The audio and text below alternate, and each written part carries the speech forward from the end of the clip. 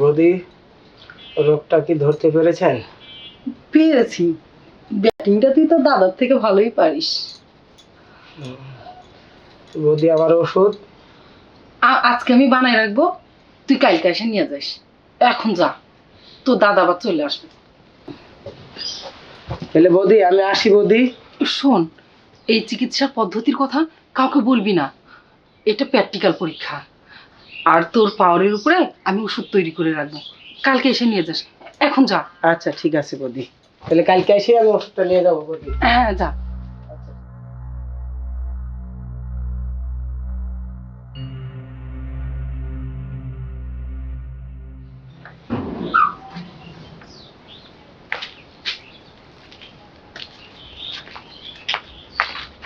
আরে রতন, হ্যাঁ দাদা। তুই এই অসময়ে আমার বাড়িতে? দাদা, আমি একটু শারীরিক সমস্যার জন্য আমি বৌদির কাছে একটু ওষুধ দিবার আসছিলাম। ও আচ্ছা, তা ওষুধ দিয়েছে? না দাদা, আবার আসতে বলেছে আমাকে। আবার আসতে বলেছে? আবার আসতে বলেছে, শোন, দাদা। তোকে যেন দ্বিতীয়বার আমি আমার বাড়িতে আর না দেখি। যা সর। যত সব ঔষধ ঔষধ।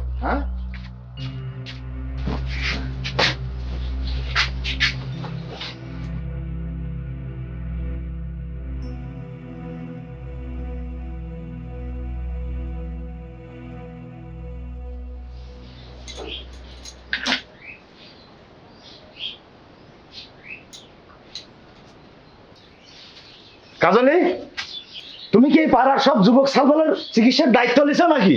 দেখো, এত শক্তি দেখাও না। এই যে শক্তিটা কাজে দেখালে তো পারো। আরে তুমি তো ওই চিকিৎসাটা তো আমাকেও করতে পারতো। কিছু কিছু গাছ আছে, যতই জল ঢালো ওই লেলদারি করে। আমার সংসারে আমি করবো না গো, এই বাড়িতে আমি থাকবো না, থাক তুই। যাও যাও, আমার কবিরাজের চিকিৎসা যতদিন আছে তোমার মতো পুরুষের আর দরকার হবে না।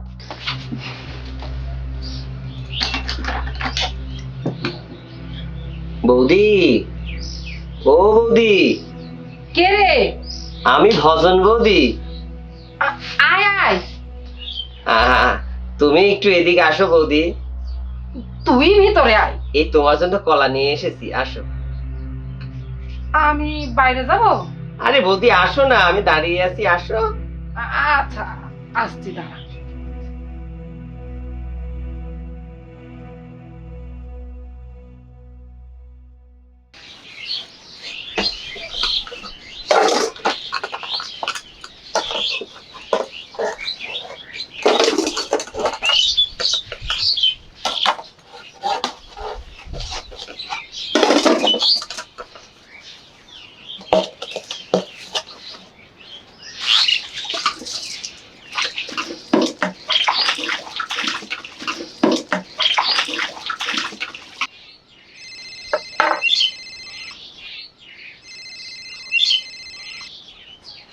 হ্যালো,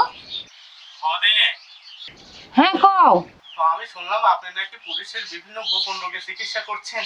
তা করি। তো আমার তো ওরকম একটা সমস্যা বৌদি। তা কি হয়েছে একটু বলো শুনি। বৌদি, মানে রাতে বিছানায় শুলে একবার বিছানায় বাদল নেমে যায় বৌদি। ও। কোনো চিকিৎসা হবে বৌদি? হ্যাঁ হ্যাঁ হবে। শোনো ভাই, তোমাকে এখানে আসতে হবে। কিন্তু বৌদি, আমি ঠিকানা দিয়ে দিচ্ছি, আপনি শুনলেনই তো আমার সমস্যা, আপনি না ওষুধ পাঠায় দেন। না না না না, তোমাকে আমার এখানে আসতে হবে, প্র্যাকটিক্যাল পরীক্ষা দিতে হবে, তারপরে তো তোমাকে ওষুধ দিব। তাহলে আমি কালকে সকাল 10টায় যাই বৌদি। ঠিক আছে, কালকে সকাল 10টার দিকে তুমি আসো, তোমার রোগ ধরবো, ধরে তারপরে তোমাকে ওষুধ দিব। বাড়ি কি ফাঁকাই থাকে বৌদি? হ্যাঁ হ্যাঁ, বাড়ি ফাঁকাই থাকে, তোমার দাদা ওই সময় থাকে না। আচ্ছা আচ্ছা। আচ্ছা, রাখছি তাহলে। এই অনেক হয়েছে তোর প্র্যাকটিক্যাল, আজকে তোকে দেখাবো প্র্যাকটিক্যাল কাকে বলে। আরে কি করছো? হ্যাঁ, আজ চল ঘরে চল, আজকে তোকে সিংহের গর্জন দেখাবো। আর তোর সাগরে কত ঢেউ আছে না, আজকে আমি একটা একটা করে গুনবো। আয় আয় ঘরে আয়, অনেক আয়, অনেক প্র্যাকটিক্যাল মানুষের দেখাচ্ছি, যাই না আমি তোকে প্র্যাকটিক্যাল দেখাবো। আয়, প্র্যাকটিক্যাল কাকে বলে।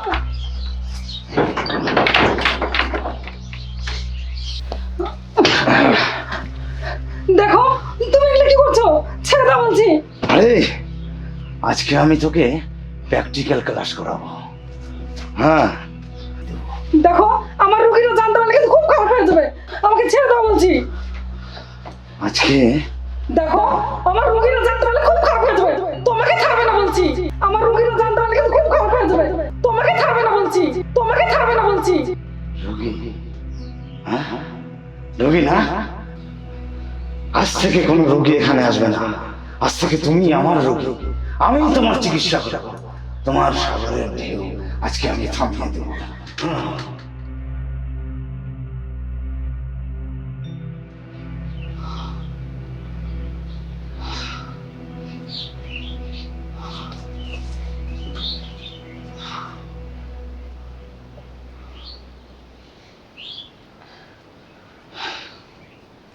কি সাগরের ঢেউ থেমেছে? আমার তো মনে হয় আর কোনোদিন এই সাগরে আর ঢেউ উঠবে না।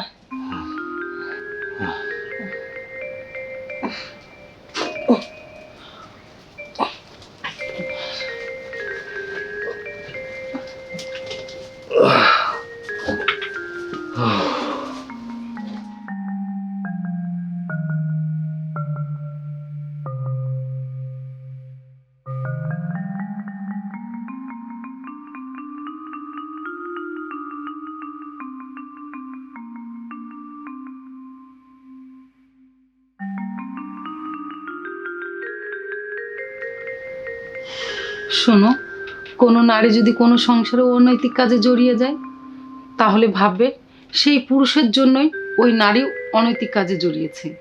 আর একটা কথা, কোনো পুরুষেরই শারীরিক দুর্বলতা থাকে না, থাকে মানসিক দুর্বলতা। আর এই দুর্বলতা যে দূর করতে পারে সেই প্রকৃত পুরুষ, যেটা তুমি আজকে দেখালে। হ্যাঁ, আসলেই ওই মেম্বারদা ঠিকই কথাগুলো বলেছিল। আসলে কি জানো, এই আমারে না এই মনের মানে ভয়, হ্যাঁ, এই জন্যই এতদিন আর কি এরকম। তো যাই হোক, শোনো, তুমি কিন্তু আজ থেকে আর এই কবরেজি করে না। হ্যাঁ, যে আসবে বলবে যে না আমি আর এই কবরেজি করি না, ঠিক আছে? ঠিক আছে। কাজলি বৌদি, কাজলি বৌদি, কে রে? আমার একটু চিকিৎসার দরকার আছিল বৌদি। আমি আর চিকিৎসা করি না, যা চিকিৎসা তোর দাদাই করবে। দাদা? হ্যাঁ, দাঁড়া, আসছি, থাম। দাদার দরকার নেই দাদা, দাদার দরকার নেই। দাঁড়া, এই দাঁড়া, দাঁড়া। আরাম জাদা কোথাকার।